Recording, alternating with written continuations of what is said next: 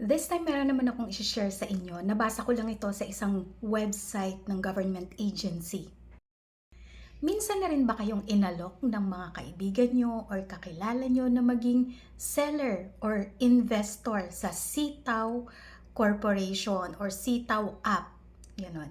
Maring narinig nyo na ito sa mga vloggers or nababasa nyo yung advertisement nito sa Facebook o kaya naialok na sa inyo to in one way or another ng ibang mga kakilala nyo. Well, pakinggan nyo ito kasi maaaring makapulot kayo ng idea kung ano nga ba itong company to and kung safe ba yung magiging investment mo dito. Sa website kasi ng Securities and Exchange Commission, nag-post sila ng advisory noong June 10, 2024. So bago ko po i-share sa inyo yung nilalaman ng advisory, bibigyan ko po muna kayo ng konting background kung ano ba yung nature of business ni Sitaw. And kung bakit nag-release ng ganitong advisory ang SEC. Si Sitaw Information Technology OPC ay nabigyan ng Certificate of Registration ng SEC noong October 4, 2022. Ang ibig sabihin ng OPC ay one-person corporation. Ibig sabihin po nito, iisang tao lamang ang may-ari ng korporasyon o ng Sitaw. Ang primary purpose po ni Sitaw ayon sa kanyang incorporation document ay web hosting and data processing.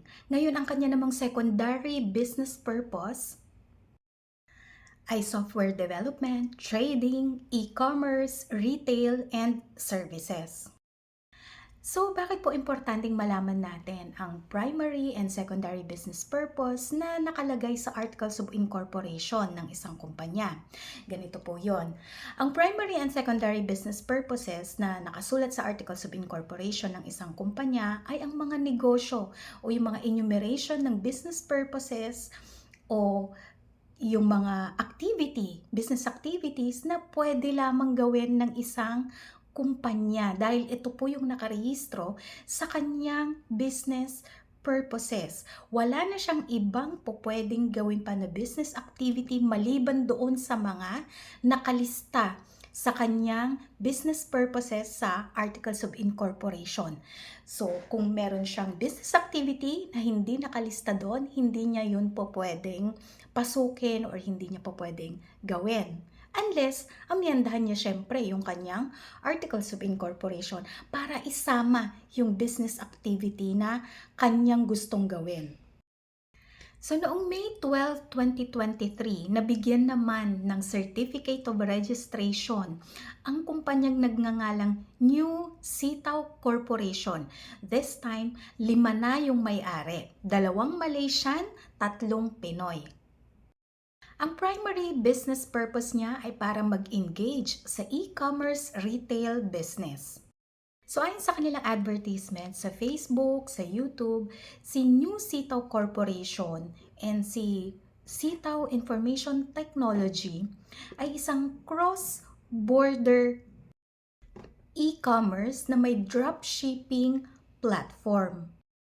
At nagpo-provide siya ng secure online shopping sa kanyang mga customers all over the world. So hindi lang dito sa Pilipinas, kundi sa buong mundo. So ino-offer ni Sitaw yung kanyang serbisyo sa pamamagitan ng pag-accommodate sa mga sellers na magkaroon ng online shop gamit yung kanilang platform. Sa kanilang platform, imo-monitor o ima-manage ni seller yung kanyang online shop. Papaano nga ba maging isang seller sa app na ito? Pupunta ka sa kanilang website, i-click mo yung Apply Now button, and then i-redirect ka nito sa isang registration page.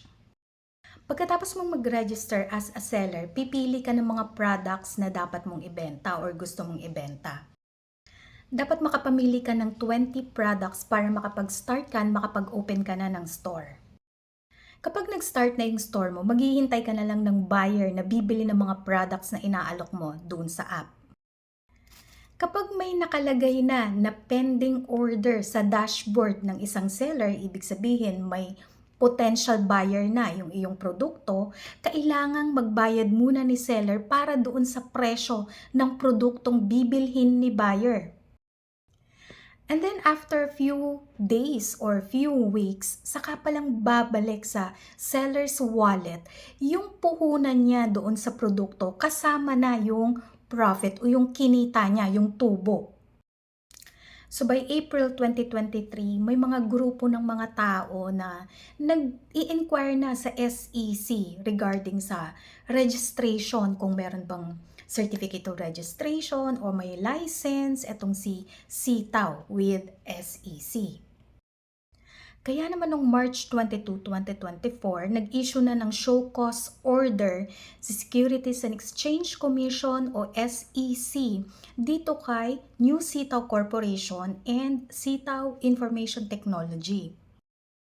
Ayon sa show cause order, allegedly, si CTAO ay nag-o-offer o nagbebenta ng unregistered securities sa publiko.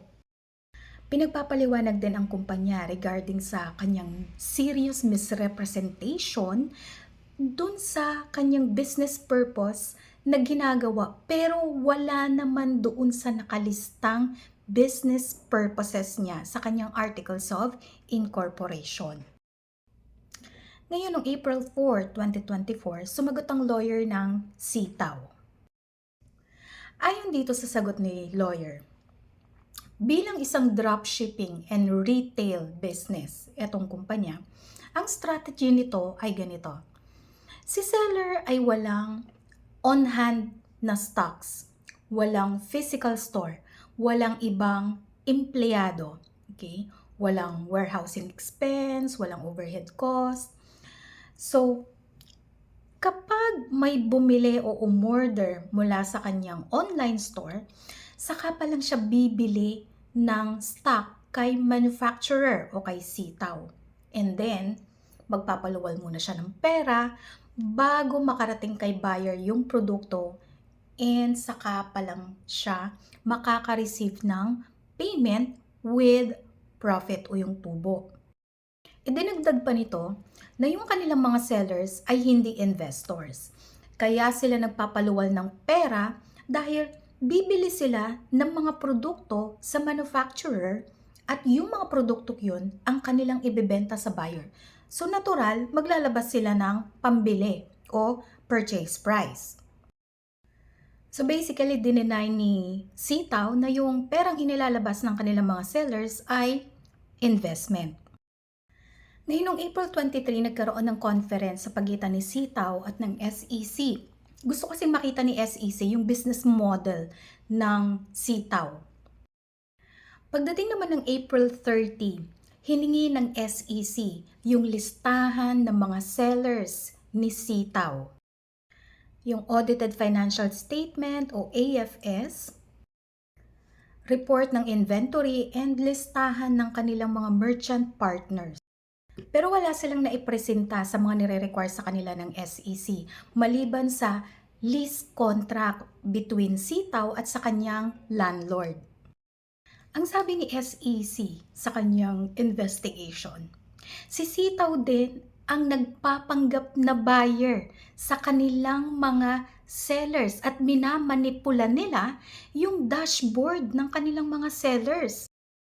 Bakit nga ba nasabi ito ni SEC? Well, ayon kay SEC, kay SEC, yung invoice, yung invoice na sinesend o ibinibigay ni CTAO ay naglalaman ng mga incomplete details o information. Di ba kapag nagsisend ka ng invoice, dapat kumpleto yung name, contact information, address. Pero sa invoices na sinesend ni CTAO sa kanyang mga sellers, yung nakalagay doon na information, like for example, yung name, minsan isang letter lang. Yung email, minsan isang number. Tapos yung kanyang phone number, naka-asterisk pa. So, hindi malinaw kay seller kung sino talaga yung kanyang buyer, kung anong contact information, kung saan yung address nito. Pangalawa, meron ding affiliate program na ini-offer si CTAO sa publiko. Anong ibig sabihin nitong affiliate program? Si seller na existing na kay CTAO ay may isang unique referral code. Ngayon, kung ikaw ay bago na seller o prospective seller ka at ginamit mo yung referral code ni seller, ang tawag sa'yo ngayon ay isa ng affiliate. And sa bawat sales mo, mayroong 3% commission si seller mula sa kanyang affiliate. So, hindi ito dropshipping business o retail business in an e-commerce platform. Bagkus yung ginagawa ni seller na pagbibigay muna ng bayad doon sa produkto na in-order ng kanyang potential buyer ay isang form of investment. At ang pagsolicit ng investment mula sa publiko ay nangangailangan ng lisensya o prior registration bago ito gawin ng isang kumpanya. At dahil nga walang lisensya si Sitaw para mag-solicit ng investments mula sa publiko, unauthorized ngayon yung ginagawa niyang activity. Nakalagay nga din sa Articles of Incorporation ng kumpanya na bawal itong tumanggap o kumuha ng investment mula sa publiko. Ayon pa nga sa SEC, matatawag ngang Ponzi scheme itong gawain ng Sitaw, kung saan yung mga payouts niya o yung kikitain o yung tubo na ibibigay niya sa kanyang mga naunang investors ay kukunin niya sa mga bagong affiliates o sa mga prospective sellers o sa mga bagong investors na magre-register pa lang. Kasi nga, walang legitimate na negosyo na maaaring pagkunan ng return of investment etong si Sitaw, kung saan doon niya kukunin yung pambayad niya sa kanyang mga sellers para sa kanilang return of investment o ROI na tinatawag. Ang pupwede lamang niyang gawin ay kumuha ng mga bagong sellers o bagong recruits para doon niya kukunin yung investment ng mga new sellers niya, doon niya kukunin yung payout ng mga dati pa niyang sellers. Yun ang Ponzi scheme. So dahil ang ginagawang pagbebenta ni Sitaw ng securities, unregistered securities sa public ay serious misrepresentation ng kanyang primary business purpose, yung Certificate of Registration and Incorporation ni Sitaw ay revoked. At nabigyan pa siya ng fine na 1 million pesos dahil sa pagbebenta ng mga securities sa publiko na walang lisensya. So itong 1 million pesos na to ay kailangan mabayaran within 15 days kapag na-receive na ni Sitaw itong order ng SEC. Kaugnay naman nito, nag-release naman si Sitaw ng statement na iaapila nila yung desisyon o yung advisory ng Securities and Exchange Commission. Pero as of today, ang registration po ni Sitaw bilang isang kumpanya sa SEC or Securities and Exchange Commission ay kanselado.